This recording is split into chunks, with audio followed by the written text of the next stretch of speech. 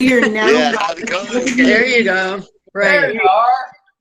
We are now live. Have a good meeting. Thank Okay. you.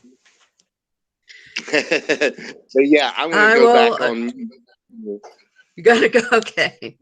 All right. It's 9 o'clock, so we can get started. Good morning. My name is Eileen McMinn. I am the chair of the Homeless Initiative Advisory Committee, which we call HIAC, and I would like to welcome you to our May 28th, 2021 meeting. The Homeless Advisory Committee is a city-county jointly appointed group charged with implementing the community's plan to address homelessness. The committee is also charged to formulate and make recommendations on funding and policy to the City of Asheville and Buncombe County and social service agencies to reduce the incidence of homelessness. All committee members and staff are participating virtually. We appreciate your patience as we work through committee meetings a bit differently. We are streaming live on our virtual engagement hub, which is accessible through the virtual engagement hub link on the front page of the city website and also linked on the committee page. We also have an option for the public to listen by phone.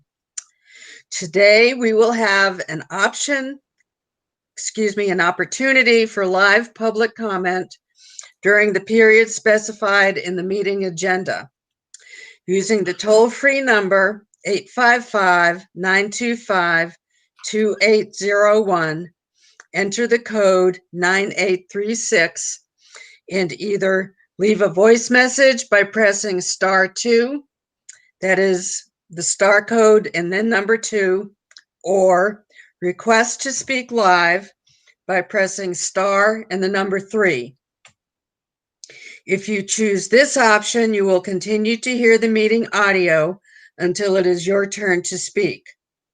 Each person making public comment will have 3 minutes to do so. So to all of you who are here with us today, welcome. The first thing we will do is go through the roll call. We will go through and introduce all the committee members who are participating virtually. Please make sure to mute your microphone if you are not speaking. When you have a question or would like to speak, unmute your microphone. And please remember to mute your microphone after you are done speaking. Can Christina call the roll? I'll call the roll. You'll call the roll? Okay. So, Sarah Copley. Here. Jason Desai notified me he would not be able to join us today. Elia Diaz. Amy Hobson. Here. Tamia Jones. Here. Eileen is here. David Nash. Here. Tara McCracken. Here. Tim McEllier. Here. Parker Smith. I'm here and my computer keeps restarting without my consent. So if I pop off, I'm here on the phone and I will chime in. Yeah, no worries. Thanks, All right. Parker. Joelle Steininger. She's been on and off. I think she's also having trouble getting on or staying on. Yeah, I think she had tried to dial in. Randy Stout. Here. Yep. Meredith Schweitzer. Here. And Jennifer Teague. Here. And Councilwoman Roney, did I see you sign in also? Yes, good morning. Thank you all. And I noticed in the chat it popped up that Joelle is here as well. Yeah. Yes. Okay. Yep. Thank you so much for joining us. Okay, Eileen? Okay, so we have a quorum officially? We do, yes. Yes, okay. I will go through and state the agenda item, and then we can have whatever discussion we have. The consent agenda is the second item on the agenda, and the only thing we have on the consent agenda are the minutes of the March 26th meeting. Is there any discussion of the consent agenda? Can we have a motion to approve the consent agenda? I move to approve. Second, I second. all in favor? Aye. Aye. Aye. Yeah, we've got to do a roll call vote. Oh, right, I'm sorry. I Okay, keep forgetting that. yeah, that's okay. I keep forgetting it too. Sarah, Aye. Amy, Aye. Tamia, Aye. Eileen, Aye. David, Here. Aye, sorry. Tara, Aye. Tim, Aye. Parker, Aye. Joelle. You'll just, okay, great. Randy, Aye. Meredith, Aye. and Jen. Aye. Excellent. Thank you. Okay, so the consent agenda has been adopted. And we're making good time here. Number 3 on the agenda is the point in time count, and I will turn that over to Brian. Thank you. So Emily's not able to join us today. She's on vacation. She is the real HMIS nerd of the two of us, so she'd be able to give you a lot more detail. So I'll cover using the memorandum that she submitted to the assistant city manager right after we submitted our information to HUD. So this year's count, 527 people total. You know, some changes for sure. Some of them not unexpected. You know, we had a pretty dramatic increase in our unsheltered population. Obviously, COVID had a profound impact on shelter capacity, and you know, reducing 50%. You know, and even with other shelter efforts in place, such as Red Roof Inn, there was still a pretty significant jump in folks who were unsheltered, and it was clearly more visible. We also saw a fairly significant jump in youth homelessness, which is certainly concerning. And I'm happy to say that there's a group of youth providers that Emily and I have been having some regular meetings with and strategizing on, just what we need to do to address that. Our community still has a pretty significant veteran homeless population. It's about 6.5% nationally. It's about 36% here, but we have one of the best VA medical centers in the entire country here, and people come here to receive care. And Veterans Restoration Quarters, Tim, thanks for everything you guys do out there. The folks that are getting services at VA might be camping outside if it wasn't for what you guys are doing out there. So I think given the availability of services here, we actually saw a little bit of a decrease in veteran homelessness this past year. And I think that's largely attributable to the fact that we just have lots of resources on the veteran side of homelessness and just not enough on the non-veteran side. So, the vast majority of our homeless population are single folks. Families really only account for about 10%. And that's been fairly consistent over the years. The number that always jumps out at me, and this has also been pretty consistent over the years, is that 30% of the people who were identified in our count this year are, Black, Indigenous, or people of color. And so that's just that sort of disproportionate representation of the BIPOC community in our homeless population is really, really concerning. So those are kind of the highlights of this year's point in time count. My plan is for Emily to have a more substantive report about the point in time count in conjunction with the system performance measures, which are a more holistic picture of our progress at the next meeting in July. But I'm happy to take any questions or comments about the PID count for this year.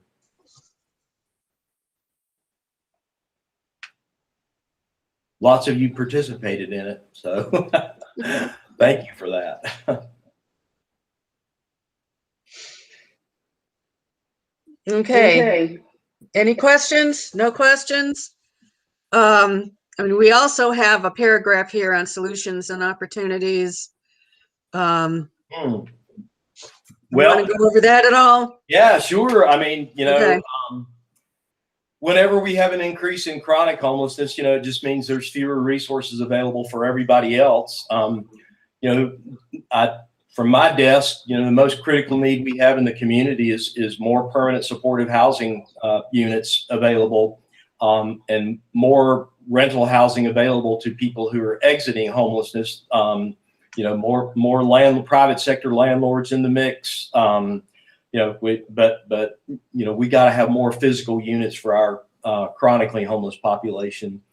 We got rental assistance dollars that came in as part of the CARES Act. Homeward Bound and Pisgah Legal Services have been the largest recipients of the CDBG CV dollars for rental assistance. So, but and some of those resources are also allocated to rapid rehousing efforts. But again, it's dependent on having a sufficient supply of private sector landlords who are willing to rent. And we've got ridiculously high housing costs here. And even with what I think was, David, correct me if I'm wrong, I think almost a 30% increase in FMR. So even with that, we're still, it's still difficult to get landlords to participate. We also need a low barrier shelter in the mix. There's active conversation about that.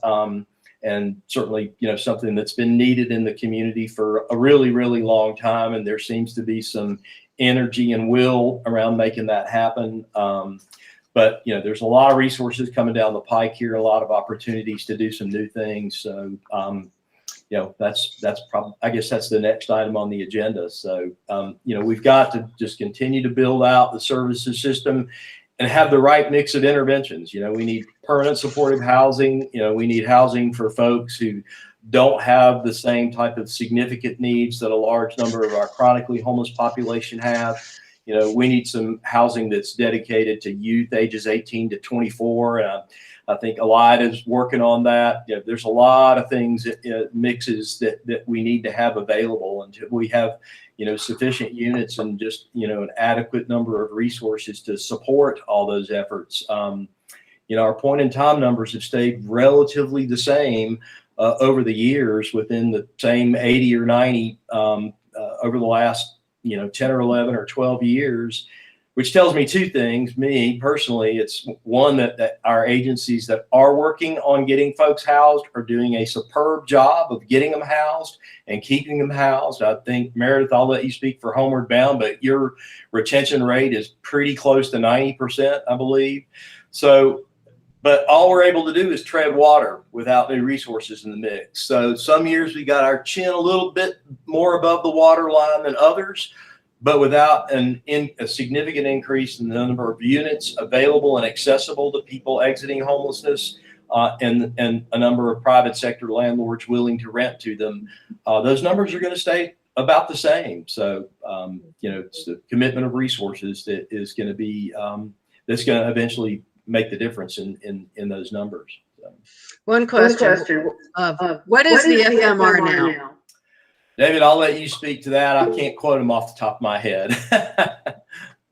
Let me look it up so I get it right, but I'll get it back to you in a minute. Yeah, Meredith's got a question. Well, Okay. I actually just wanted to make a statement. What you said, Brian, all that you just said, I certainly agree with. We need more housing stock in our community. And certainly we were not surprised to see that there was an increase by 20% in the chronic homelessness population. We've known that those individuals are on our current by name list.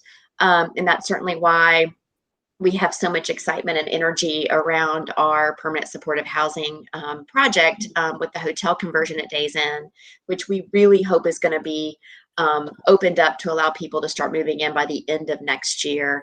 But I also wanted to mention, and I guess this is the time to do it, but we have a new grant. It's called Housing Connections that we got through the North Carolina Coalition to End Homelessness. It's actually Blue Cross Blue Shield funding that came to our agency that passed through NCCEH. Very robust grant. We actually started it in March, and it will allow us to have greater engagement with landlords, be able to attract more landlords, and also retain the landlords that we have been currently working with. I know, for example, we can offer more incentives to those who have private housing stock to encourage them to partner with us and to even be in the room with us. I mean, for a long time, it's been difficult to even just get the attention of those who have privately owned properties. So really excited about that. We are also working with City of Asheville. Brian, I know that you've worked closely with our housing placement manager and Paul DeAngelo. And so we're excited about that, but certainly programs like that take a while to build. And so we are going to be working on a community campaign to share the messaging about that. So you'll be hearing about more of that in the near future and how people can be involved in supporting the effort. Yeah. Okay. And one thing I'll add about our increase in our chronically homeless population, some of that is due to the fact that just people simply age into chronicity because we can't get them housed quickly enough. So, that 12-month period, if they're when we first engage them and they've been on the streets for 10 months and it's 5 months before we can get them into housing, they're going to be chronically homeless before the housing placement. So, part of it is just tied to the housing shortage that we have for sure. Okay. David Anything says, else on that? I'm sorry. okay, so Tamia's got the final 2021. Way to go, Tamia. So efficiency is 1,096. This is in the chat. 1 bedroom is 1,099. 2 bedroom is 1,279. 3 bedroom is 1,751. And 4 bedroom is 2,213. So that's up pretty close to 30% over what it was prior to this most recent update. And I think David and his team over at the Housing Authority worked really hard with HUD to get that increase. So. Okay. Is there anything else on that item? Our next item is actually quite similar, so Yes, so. we might just go ahead with that. Yeah. Okay, so we have funding updates from Brian. Yep. Yeah, so I'll start with the 2021 Continuum of Care since there's not a whole lot to say about it yet. The notice of funding availability for the Continuum of Care dollars this year hasn't been announced yet. I feel like it'll probably be the 3rd week of June when that announcement will come, just based on the pace of the announcements that usually come just prior to the formal funding announcement being made. I imagine there's going to be some changes to it this year that are related to what our COVID response looked like and how it impacted our service system. The questions in the consolidated application, I'm sure will provide some information to HUD about that. But there are some steps that we have to take prior to the announcement that have actually been going on since late in February that we've already taken care of. So we don't know what the initial amount available will be. We're currently working with the funded agencies we receive a document from HUD called the Grant Inventory Worksheet that sometimes just needs some updates from the agencies that are up for renewal funding. So once we have that, HUD will determine what our final pro rata amount available will be. So stand by. I expect we'll have an announcement sometime next month. Of course, the biggest thing that's shaken, everybody knows about it, there's lots of conversation about it, is the American Rescue Plan, which had some really specific provisions related to homelessness nationwide. $5 billion in new home investment partnership program dollars that's specifically targeted to reduce homelessness. The 4-county Asheville Regional Housing Consortium will get almost $4.7 million of that, but that's divvied among the 4 counties in the consortium. There's more than $21.5 billion for the Emergency Rental Assistance Fund that is comes to the county from the U.S. Department of Treasury.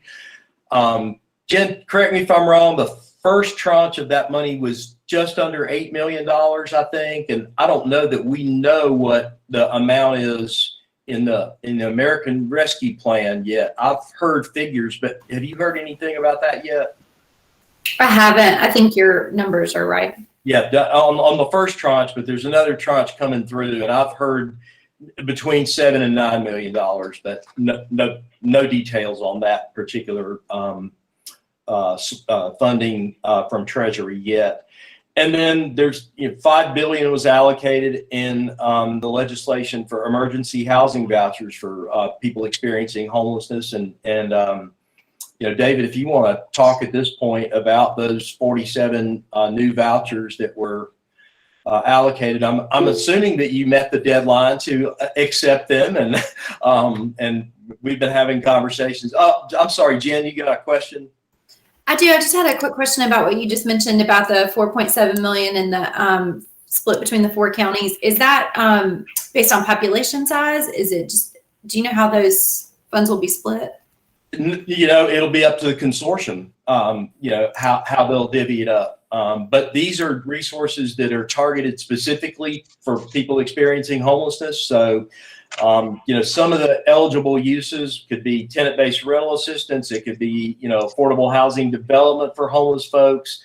Unusually for home, it could also be for supportive services. But really the key point in the legislation, and I think the intent, primary intent was for, acquisition and development of existing structures that could be used for either non-congregate shelter or permanent supportive housing, or shelter that starts out as shelter that gets later converted to permanent supportive housing. I think that it's an eligible use. We still haven't seen any detailed guidance from HUD, but it's up to the consortium how they allocate it between the 4 counties. So, yeah. So David, I'll let you take it over on the detail on the voucher piece of this.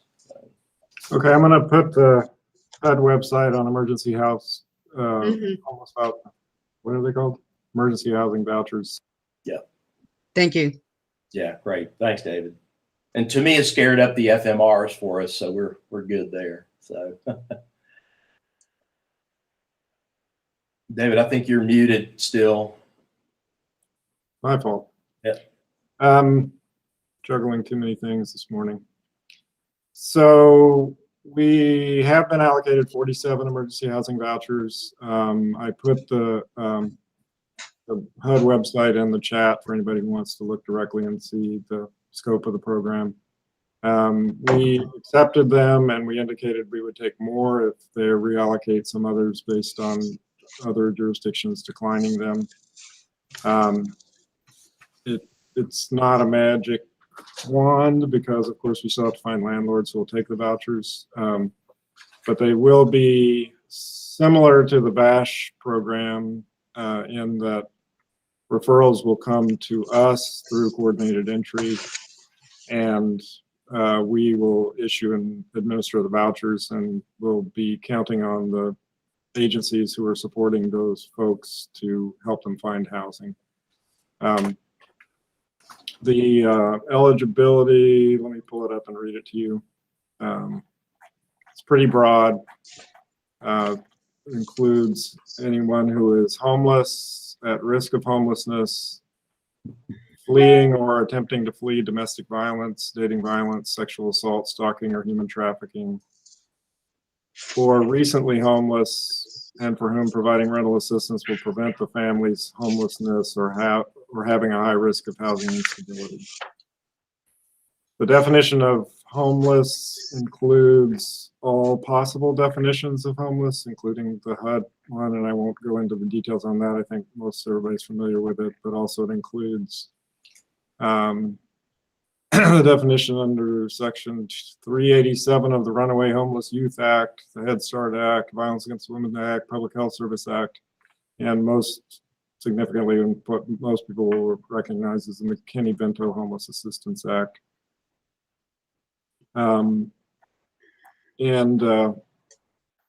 Yeah, that's kind of the overview of the program. I think we've had an initial call with some COC member agencies, and we're having some follow-up calls after this. Again, the referrals will come through coordinated entry. We need to, according to the HUD guidelines, take racial equity into account, and make sure that we're serving a broad scope of the population.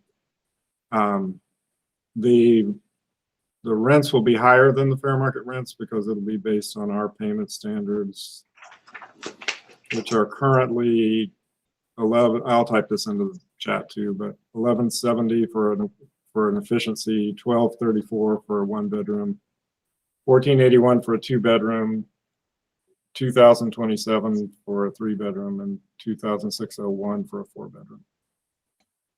The thing for everybody to remember about both the fair market rents and the Asheville Housing Authority payment standards is those are gross rents, so they include utilities. So if the landlord pays all utilities, then the rent can be up to those amounts.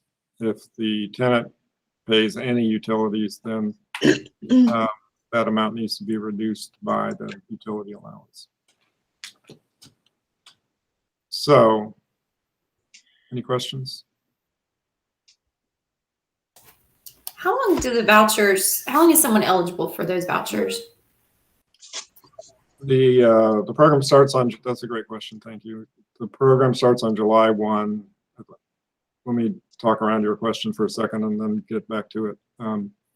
They're encouraging lease up within the first 4 to 6 months if possible. It's going to be a challenge in Asheville because we still have the landlord finding the available unit challenge, even with the higher rent standards. And then we can, I mean, that whoever leases up in that time frame can be on the program for as long as they need to be. And as long as they qualify. If somebody moves out or leaves the program, we can reissue the voucher to another family until, I believe it's September 2023. And then if anybody who exits after that date, the voucher will expire. So they'll continue to be eligible for assistance after that date if they're already on the program. But if the voucher becomes vacant, it expires after that date. Does that make sense? Yeah, thank you.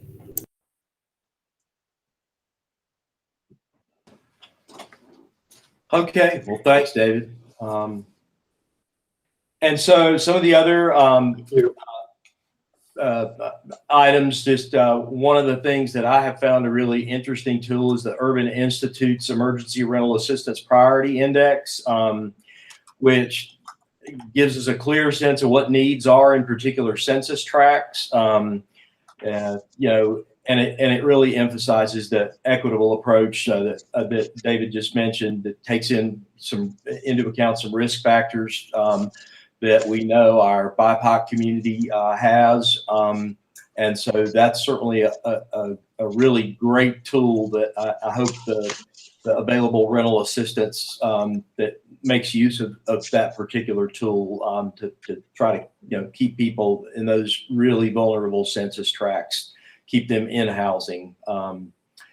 There are some direct allocations that are coming to local government. The city of Asheville will get about $27 million in direct allocation, and Buncombe County will get $50,733,000 and change.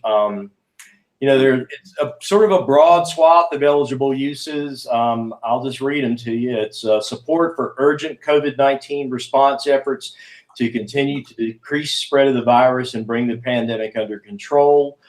replace lost revenue for eligible state, local, territorial, and tribal governments to strengthen support for vital public services and help retain jobs, support immediate economic stabilization for households and businesses, and address systemic public health and economic challenges that have contributed to the unequal impact of the pandemic.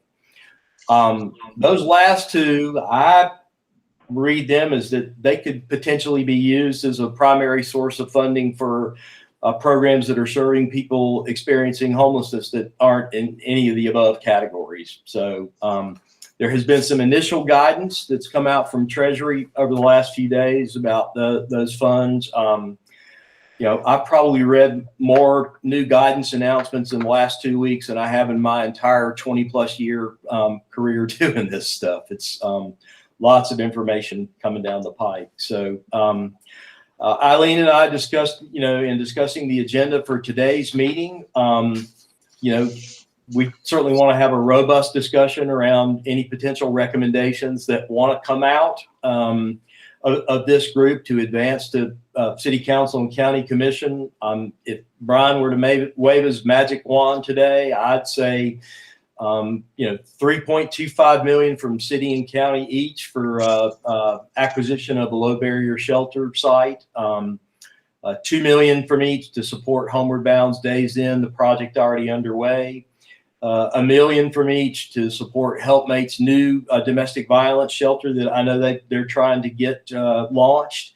And then $1 million from each to support acquisition and rehabilitation of at least one more hotel or motel or other suitable facility for conversion to permanent housing. And that, you know, make a recommendation to the Home Consortium that a good portion of their allocation get dedicated to that same acquisition and conversion. You know, just the need for you know, permanent supportive housing is really, really critical, along with the need to recruit private sector landlords. So I don't think it's hyperbole to use the word unprecedented, but this is really an unprecedented opportunity that we have. This is more money than has ever come to communities specifically targeted to address homelessness. And so it's a big, just a lot of opportunities to make big, bold steps here. So I'm happy to field any questions, or if we just want to open it up for discussion at this time, Madam Chair, I'm happy to close my mouth. Well, I think we're merging pretty seamlessly into the next item on the agenda, which is ARPA recommendations.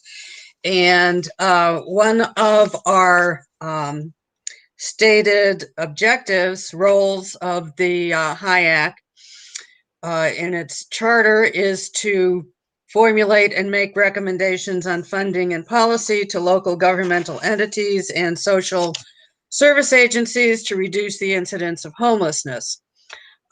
We do not, I think we all know that we are not in a position here to specifically make anything happen, but I think we should take our role seriously as a publicly appointed body, which is designated to make recommendations and steer policy, even if we don't effectuate policy.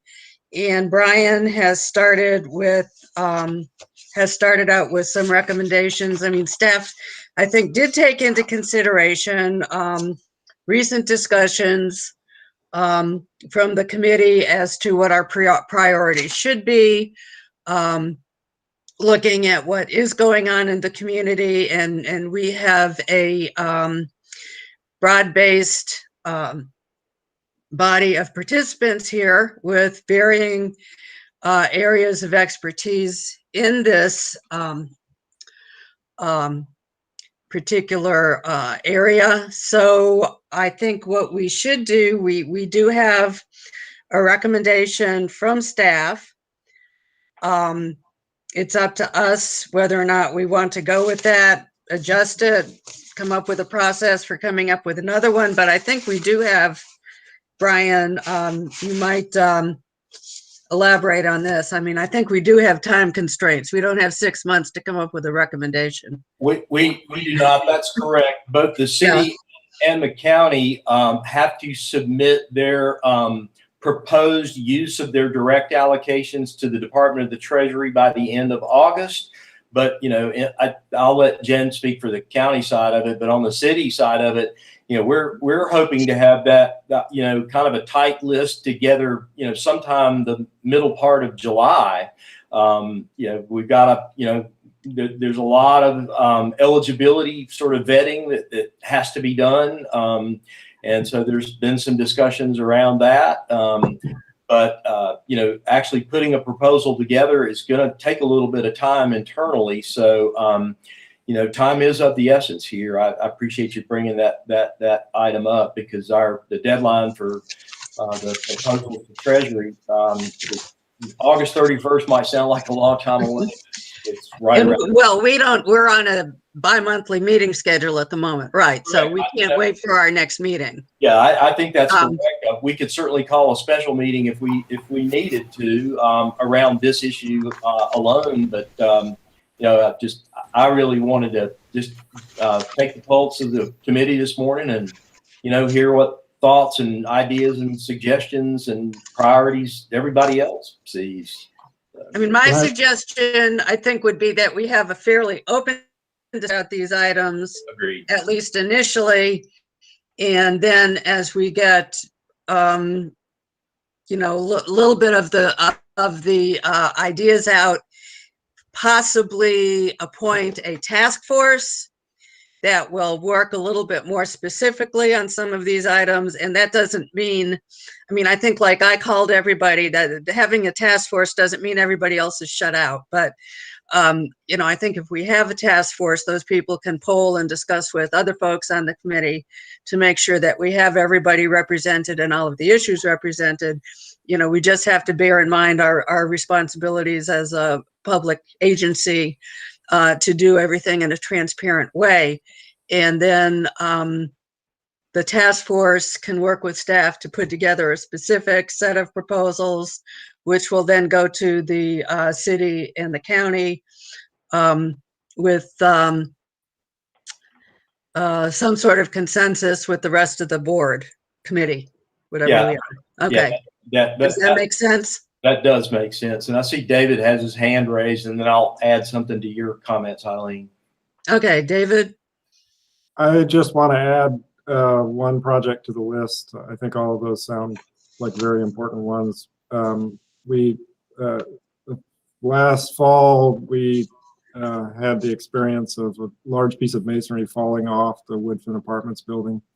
Wow. And we did some emergency removal of things. It's a historic building, so it needs to be put back in some format the way it was. Okay.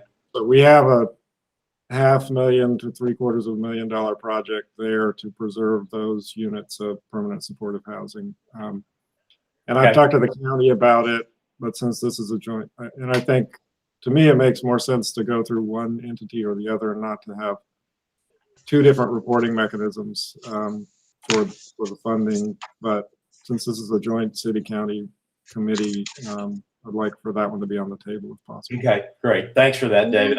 I knew there had been some work happening over there, but I wasn't sure exactly what it was. That sounds in the process of getting bids, proposals for the work itself, so we should have a firm number in the relatively near future. Yeah, in the next 2 or 3 weeks. Okay, and then the one thing that I would add to Eileen's comments are, you know, I think Paul D'Angelo mentioned this in the chat. You know, I think we're looking for what would be the most impactful use of these funds. If you read the legislation itself, it reads, you know, reduce the number of people experiencing homelessness. So what are the things that we can do that are going to have the greatest long-term impact towards that community objective of actually ending homelessness? So again, I'm with you, Eileen. I think, you know, just some open discussion around this. Again, I'll close my mouth and let everybody else talk at this point. Okay, and does everybody have this set of recommendations? It's easier to look at. I can't find my first page. What does it say? I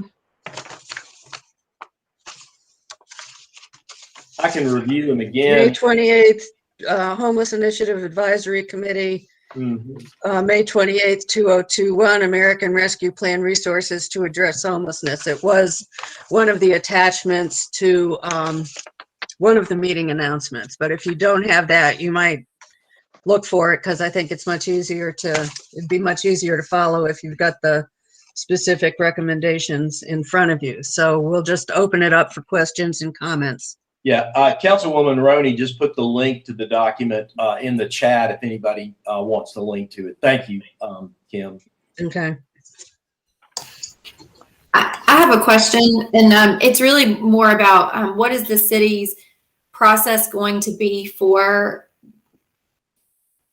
their funds? Like, my understanding from Buncombe County perspective is I think that there's a plan around opening up for an RFP. And so I'm just wondering, is the city doing that? Because this, I feel a little bit like this is a little bit ahead of that, because there may be additional projects that we're interested in seeking support from this committee, just like we heard David just now. So I'm just wondering if the city is talked about their process, if they're going to be doing an RFP for the totality of the funds. Paul, I'm going to let you speak to that. I've been part of some discussions about that, Jim, but I don't know that there's been any final decision made about that process. But Paul, if you don't mind speaking to Jim's question, that'd be helpful. Yeah, good morning, everybody. Paul D'Angelo here with Community Development at the City of Asheville. I agree with Brian there. I've heard some discussions, but I don't know of anything formal being discussed at this point. We can certainly bring information back or share once we do hear something. I don't want to do the forward tag, but I don't know if Councilwoman Roney knows anything about this at all either. But any thoughts there, Kim? I'm in the same position as the two of you, and I'm happy to ask a question and bring back information.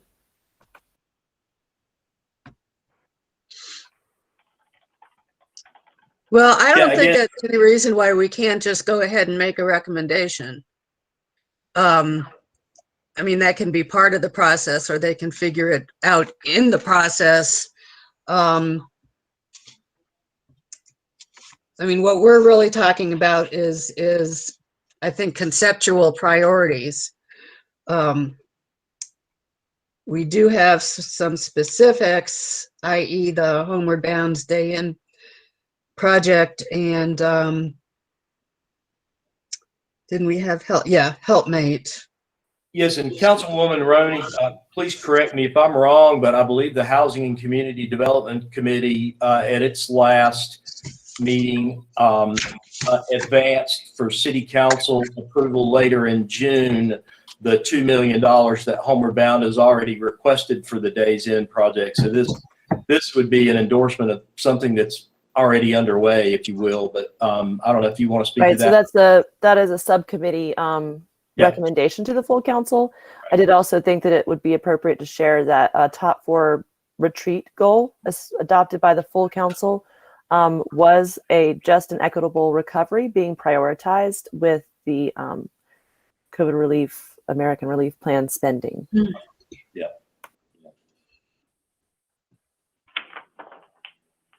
Yeah, I think, I would much rather let Emily speak to this because she's the one that's been working more on our coordinated entry processes. But I think across the country that communities are not, I won't say fleeing, but the VI-SPDAT, which is the Vulnerability Index objective assessment tool that many communities use to determine how vulnerable somebody is so we can prioritize the most vulnerable folks for housing placement.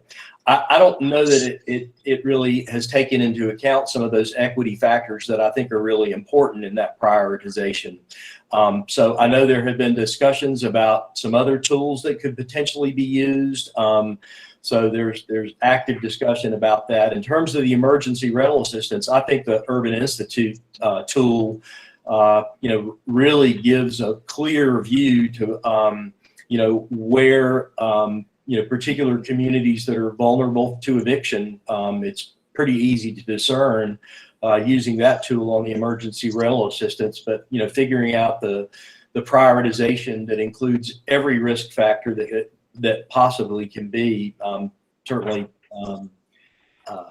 is going to be important. I've always asserted that any move, given the disproportionate representation of BIPOC communities in our homeless population, I think anything that we do to advance permanent housing for the homeless population advances our objectives, community objectives around equity. So I think that's a really critical component of this as well.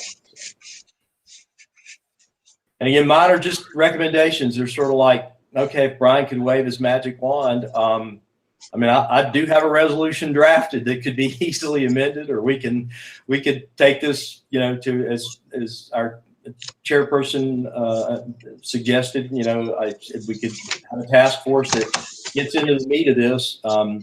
My only other recommendation would be that, whatever recommendations get made, that they be specific and, have an equity consideration in there, that there's something that we can actually measure, that they're going to produce impact, meaning a reduction of the number of people experiencing homelessness, that they're accountable and results oriented and time bound. So.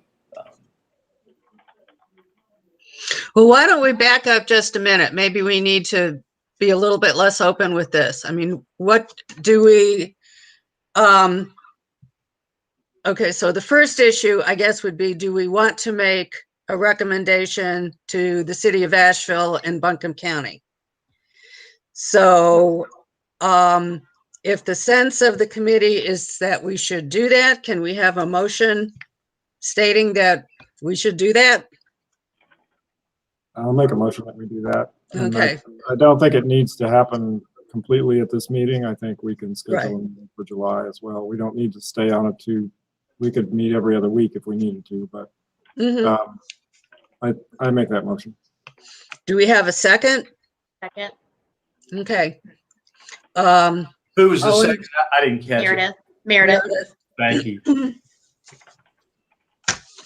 And Shall we have a roll call vote? yeah, we should. I just want to make sure. So, David, your motion is that the committee make a recommendation about use of ARPA funds to City Council and County Commission. Is that correctly stated? Yes, and I have more to say about how we should do that, but Okay. just Okay. responding to Eileen. One thing at a time. Gotcha. Okay. I just want to make sure I got the motion correct. Okay, sure. Shall we have a roll call vote on that? We shall indeed. Let me get my roster up again here. Paper blew up on my desk, so. Okay, Sarah, I support. Amy, I support. Tamia, Yes. I support. Eileen, Yes. David, Yes, Tara, Yes. Tim, Yes. Parker, Yes. Joelle, Yes.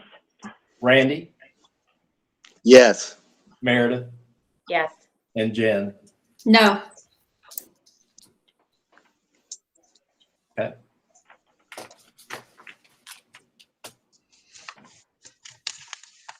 Okay, so, excuse me, David, you said you had more comments on how that should be done? The motion passed, by the way. Okay. So, do you want to make comments or have a motion on how it should? Go ahead. I have 3 comments, and I'll just make them all together and then shut up. But one is, I don't think we should recommend particular dollar amounts. I don't think that's, I think we should recommend priorities in terms of projects. I think the projects are going to come in at different dollar amounts. They may be more, they may be less. And I don't think we want to necessarily be saying you should spend $2 million each to support the Days Inn Motel. I mean, it might be $3 million each, whatever it needs to be.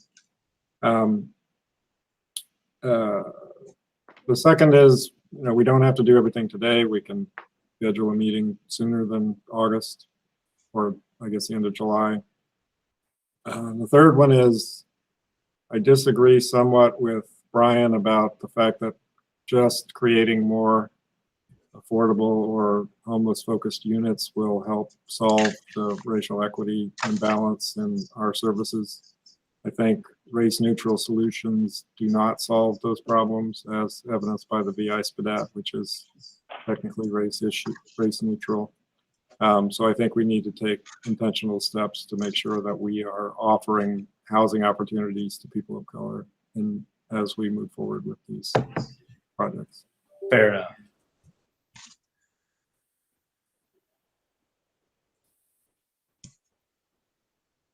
Meredith, I think I saw your hand up also. Yes, and I'm wondering if I should wait a little bit to share. I wanted to get into a discussion about the current hotel situation and the recognition that we've got a large number of people who will very soon need some alternative sheltering options. But that can be part of this discussion. But I think right now we're more focused on the resolution itself, and so I can table that for right now. Okay. I'd like to kind of second, I think what David just said. And so a lot of his comments I really did agree with. And the reason that I voted no is, again, more because I feel like we need to get a little bit more guidance, I feel like, from both the city and the county regarding what their thought processes are around these funding amounts. And I just want to make sure that there's not providers that potentially would also like to be on this priority list that didn't know that this priority list was being developed as an opportunity to be recommended or considered. So that's why I wanted to say that, and to say that I really like the idea of maybe us having maybe a called meeting in June to give us that extra time to process through some of these pieces. Yeah, I think that's fine. And a special called meeting on this, that's certainly not beyond the realm of possibility. We can make that happen. And I agree, we need to have additional input. The suggestions I made were just to stimulate some conversation around this. There are some things that I feel strongly about, but I'm the liaison to the committee. It's really the committee that gets to advance the recommendations. So, but I do agree with David. In his comment, just the creation of more units doesn't really, in and of itself, doesn't address some of the equity concerns, and figuring out how we build that into any recommendations related to housing. That's worthy of a discussion in and of itself. So. Shall we go ahead with a task force directed to meet in the interim to come up with some more specific proposals? Does that make sense?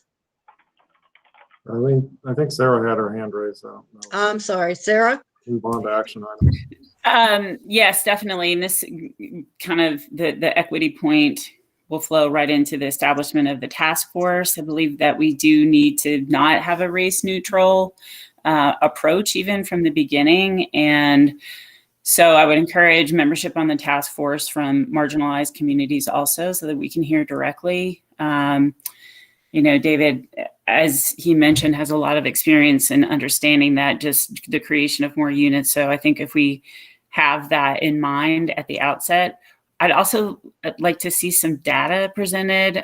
Brian, I think you mentioned that marginalized communities are disproportionately affected. I think seeing that would also help sort of form our own committee's ideas apart from what the city and county see, where we come at it from a different direction. So we just might be able to amplify our strengths rather than, slow the city or the county down by our lack of education. I'd really like to see some data on that. Would be helpful. Is there particular data that you think would be helpful, Sarah? I trust you and Emily and Meredith and David, particularly what you think would be helpful in educating us to the issues now. I know the point in time count is really helpful, but going back to not being race neutral, I think we just need to uncover what that really looks like in our community. I think to me, just to respond quickly to that, Sarah, it seems like it would be helpful to know where in our system the people of color are. You know, if they're in shelter, if they're on the street, if they're in transitional housing, you know, where are they in the system, not necessarily individual by individual, so that we kind of know where to focus our energy on making sure that they're getting served at least proportionally to the population and Yes. population of homeless people. Some of that we already know. BIPOC communities tend to be more on the sheltered side than the unsheltered side. I haven't drilled down deep enough in this year's data to say if that trend continued this year, but those communities have typically been on the sheltered side of the count. But, you know, this has been a priority for HUD in the last, 2 funding cycles for continuum of care. And, at the beginning of 2020, I actually had a plan to how we were going to dig into this and, really think about it and look for where,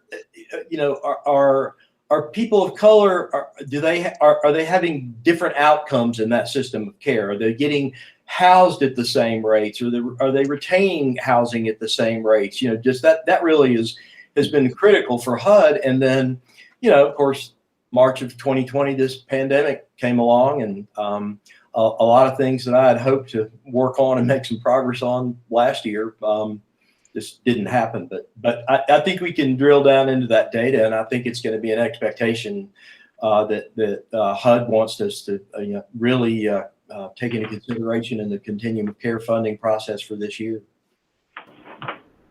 Brian, this is Tim. And I think that, and I love what, both you guys just said. I think, if minority housing is going to be the focus, we also need to drill down into that a little deeper and look at, okay, so minority is the focus, but within that subcategory, look at chronicity of homelessness and, age and, family,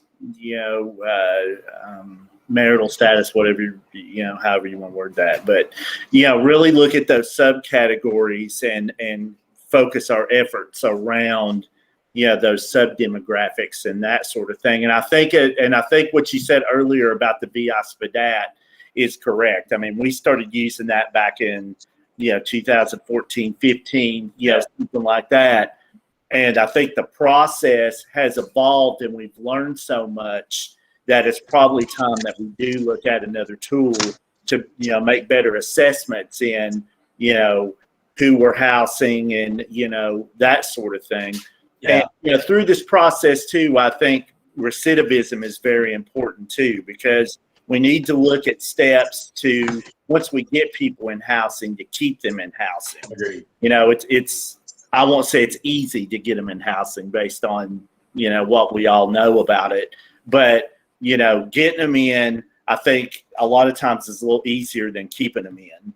So, and if we're just putting people in housing just to have that constant turnover of them going in, being back on the street, going in, being in a shelter, going in, losing housing for whatever, being back out wherever, it's really not doing us a lot of good. So I think as part of this whole process that we really need to focus on that as well, getting people in housing, keeping them in housing, and look at the factors that's causing them to lose housing. Yeah. And then strategically build, a plan around that too. Yeah, I think the prevention side, especially for those that we know are at risk because they've been homeless before, is going to be really important. And part of that is just having the appropriate level of supportive service wrapped around people once they do get housed that very retention focused. And I know Homeward Bound does that. I'm sure you guys do it as well, Tim, and other agencies too. So Paul, there were some questions that came up with the CDBG CV funding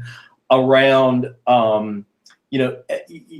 just equitable concerns. Can you recall sort of what we learned with that particular federal source of funding and some of the questions that came up around equity and use of those dollars? No, it's a really good point, Brian, and thanks for that. There has been, I'm sure some of y'all are aware, kind of continual guidance that keeps coming out about CDBG CV and the regs and compliance, including the equity discussion. We were able to hire an administrator to help out with some of those funds. Her name is Laura Neer. I think a few of you have met her, who's going to be working in partnership with particularly Pisgah Legal and Homeward Bound on the contracts and moving that money. We just had a long meeting yesterday, and she has been tasked to come up with a summary of some of these additional regs that have come out over the last, I guess, 2 to 4 to 6 weeks, so I can bring back additional information. But we talked about that, Brian, to make sure we're getting a grip on this additional guidance and compliance issues, but particularly how to make this more equitable. So we will have something, especially if you all end up calling a special meeting.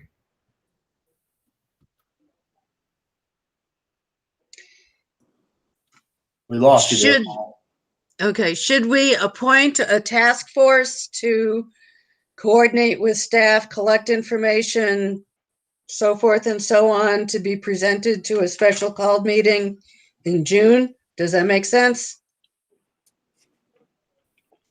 Yes. Okay, so can we get a motion to appoint a task force?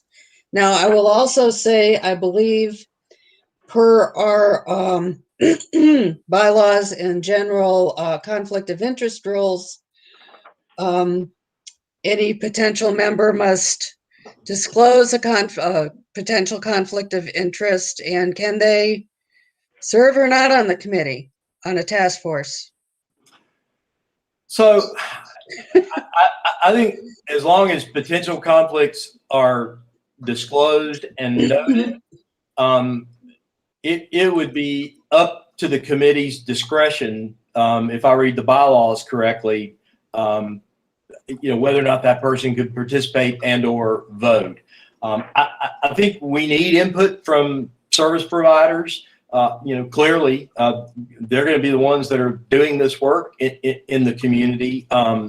But I think, anybody that has the intent to apply for any of these funds, I think we've got to be careful about making sure that those disclosures are made, and that, if a vote ever comes up on any of this, advancing out of this committee, that folks who intend to apply may need to recuse themselves.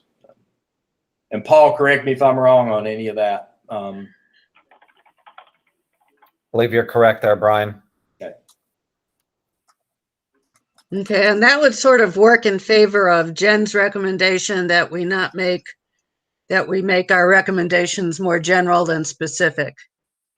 Yeah. i.e. not have specific funding recommendations, but I think David and Jen echoed yeah. that. But types of projects that should be funded. Yep. Without a specific one. So can we have that motion? Did we have a motion that we appoint a task force? Yes. Oh, go ahead. Oh, I thought somebody else was speaking. I'm happy to make a motion that we appoint a task force for the purposes of identifying recommendations for ARPA. Okay. Second? I'll second it. Okay. Shall we have a roll call vote? We shall indeed. Sarah? Abstain. Okay. Amy? Yes. Tamia? Yes. Eileen? Yes. David? Yes. Tara? Yes. Tim? Yes. Parker? Yes. Joelle? Yes. Randy, Yes. Meredith, Yes. and Jen. Abstain. Okay, the motion carries. Point of Do order, we have- Eileen, this is Kim. I have just a quick question about rules of procedure. It's my Mhm. understanding that we don't have abstention as an option for votes. There, folks can be recused if they have a conflict of interest. Anyone who chooses not to vote, their vote will be counted as a yes. Am I clear in that as well for process? I don't think that's in our bylaws, Madam It's my Chair. understanding that that would be regarding to city, county, and state rules for boards and commissions that are advisory. Okay. This is I am why- not familiar with that, so I will not comment. Is anybody? What do you think? Do they need to change their abstention to recuse? Is that what you're saying, Kim? Yeah. Recusals have to be voted on by the group. If there is a conflict of interest, then anyone who needs to be recused would have to give their reason, and then that would have to be approved. Well, shall we go back to the folks who initially abstained? Sarah, is there is there a particular reason why you would choose to be recused from this particular vote? No, No particular reason. no. Okay. Do you want to change from abstention to recusal? I'll vote no. I'm just concerned about the makeup of the task force. We haven't talked about the membership of that specifically. So now that we've approved it, I'm afraid we're just going to continue with the same makeup. So that's my concern. I do support the task force, but I want to make sure that we have equitable representation, and we haven't fleshed that out. So. Okay. And then Jen, you were also a recusal. Yeah, and I do think I'd like to recuse, and my limited knowledge of rules of procedure, just because I am a county employee, I am hesitant to provide guidance in my role here to the commission, to like a potential recommendation as a voted member on this board. That seems like a recusal reason Agreed. that could be approved by this group if that was motioned and seconded. I move we approve that recusal reason. Second. Okay. Who was the second? I said second, but so did somebody else, so you might take the other person. Was that Amy? It was me. Okay. Okay, so we need a roll call vote on that? We do indeed. Sarah, I think since you bowed out of the first round, I think you got to bow out of this one as well. So, Amy, Yes. Tamia, Yes. Eileen, Yes. David, Yes. Tara, Yes. Tim, Yes. Parker, Yes. Joelle, Yes. Randy, Yes. Meredith, and Jen. Don't ask her, because then we'll have to we'll have to approve her recusal on the recusal. That's right. Yeah. Thank you for that reminder. Okay. Sarah, do you have some ideas or suggestions that you would like to make about the composition of a task force? I'd be curious to know what your thoughts are around that. I do. I would imagine that our housing folks work with community advocates who are well connected to the communities who most need service. So as far as actual names, no, I don't. I just know that I'm sorry.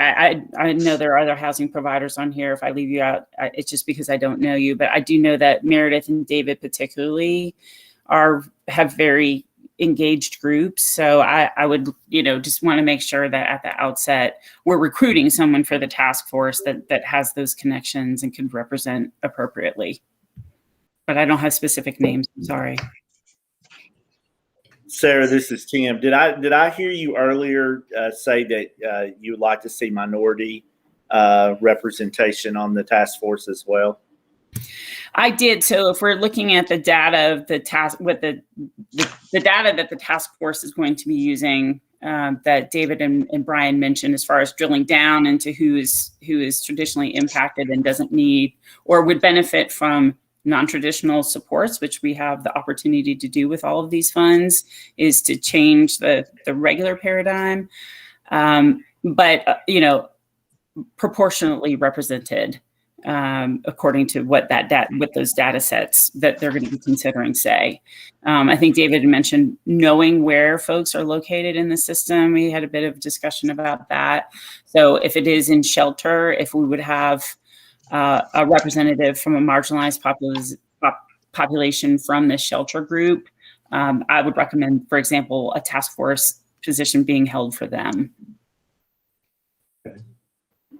I would agree with that as well. If we're going to focus on, one of the big priorities is going to be, minority placements, then certainly I think that we should have, representation of that on the task force.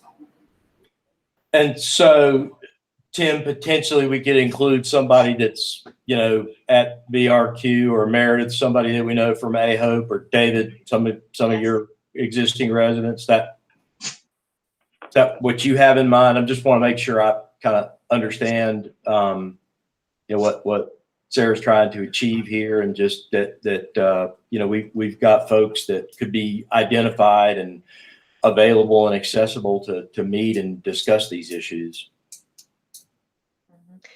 I think we could certainly identify individuals. We're actually doing some of that work in creating a committee internally for Homeward Bound, but I would recommend not just those with lived experience, but someone who is currently housed but a client and receiving services, and at least one person who is unhoused, so that you have both represented. And I say one individual, it could be more than that, but at least one in each group. Okay.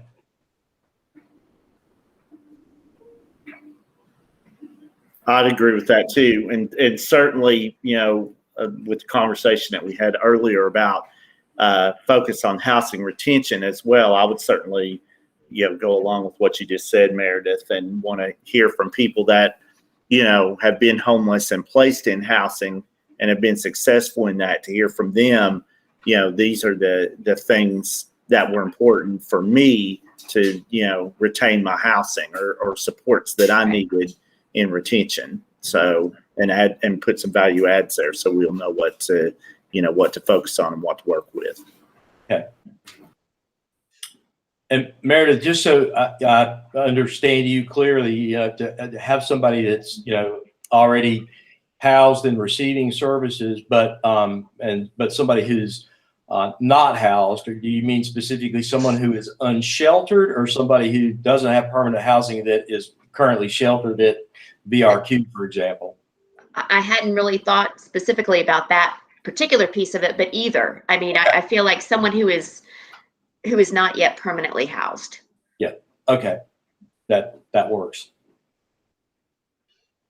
And you could you identify and recruit such individuals? I believe that we could. Certainly we would have to be very careful with confidentiality and all that, but we could work on that. Yes. I'm wondering if, rather than appointing individuals, and again, you just mentioned confidentiality, fitting these descriptions onto the task force, we could direct task force members to obtain information from people fitting those categories. I'll throw this out there for discussion. Maybe it's something along the lines of a focus group. Okay. something, Tim, if you've got, particular folks at VRQ, for example, we could get a focus group of maybe 5 or 6 folks, and Meredith, focus group, some folks from AHOPE, kind of do this in 3 different groups, have some some open-ended discussion, but as well as pose some specific questions. Dave, do you have a residents association that meets regularly, or a resident advisory group that we could look to for some input from your particular constituency? I do, and I can ask them.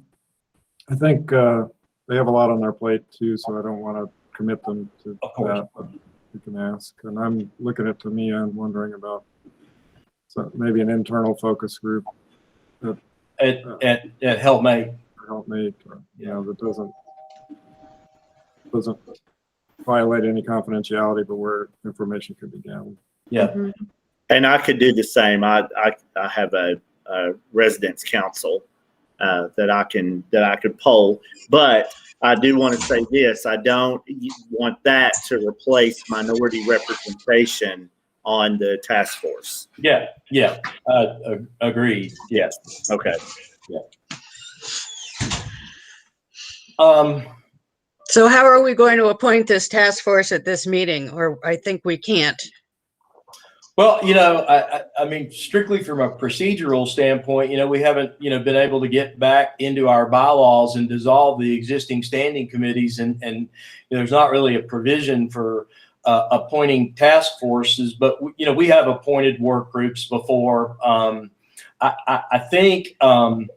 And we can't appoint the people if we don't know who they are. Yeah. So, suggestions, anybody? I have ideas, but I want to hear from y'all. If we aren't careful, we're going to end up in a giant committee. Yeah, cluster. we So let's. My suggestion is that to start with, we keep it small. People to talk with Brian. And I'm going to recuse the housing authority from it because we have a project that I would like to have considered. But I think, maybe 2 or 3 people to brainstorm with Brian and gather this other information and other representation. Okay. I don't think we should get bogged down in procedure. I mean, 2 or 3 volunteers that we can say yes to would be great in my view. I agree, David, and we don't have a lot of time either. We don't. That's true. So would Sarah and David and Meredith and Tim, could y'all and Tamia, could y'all in particular be available maybe sometime next week just to have a 30-minute discussion among ourselves, and sort of figure out the approach that we want to have, maybe some questions to bring to focus groups at each of these particular groups that might be available with some of these providers? Would that be a logical next step for you guys, just for us to brainstorm real quickly around that and at least get things moving? Yeah. what were those names, please? Can you repeat? Okay. So what I'm going to do is pull a call together that'll include Tim and David and Tamia and Meredith and Sarah, if you're willing to participate in that. Sometime, as soon as we can possibly do it next week, and then we'll figure out sort of what the process of soliciting input from these various groups and that could be accessed through key providers in the community, to include people of color. Can I suggest Randy might be a good addition to that group? I think Randy would be excellent addition. Yeah, I would like to. Yeah, I was going to actually say something. Like I said, I'm a success story myself through the whole entire system this whole time. Yeah, from homelessness to now, and being on the HIAC committee with you all, I do think after all these years, I do have something to add to this. Yes. I absolutely agree, Randy, and that's one of the reasons why you're here. So I think you've got a vital role. So yes, consider yourself included. Okay, thank you. Yeah. It's my last meeting with HIAC, but whoever will be replacing me may want to be involved. I'm not sure. Either way, I'll send along the data I have from the CDBG CV funds that we were administering. We've already got the demographic breakdown from the first contract. We don't have the second one yet. But that one served 65% people of color. So I'll send around what we have in case it's useful. Oh, that would be really, really useful. Okay.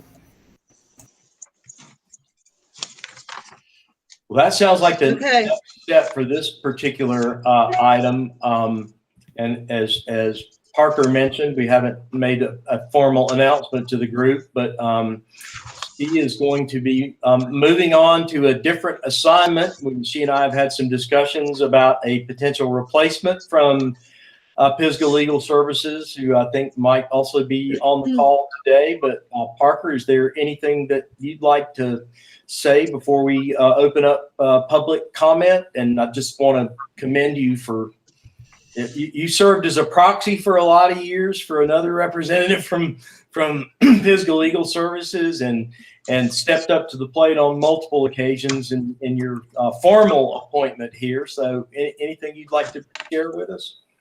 No, I think y'all are all doing really hard work really well. So it has been an honor. I will still be in the community working with all of you. So I'll still be around. Y'all just keep doing what you do best. Yeah, you can't get away that easy.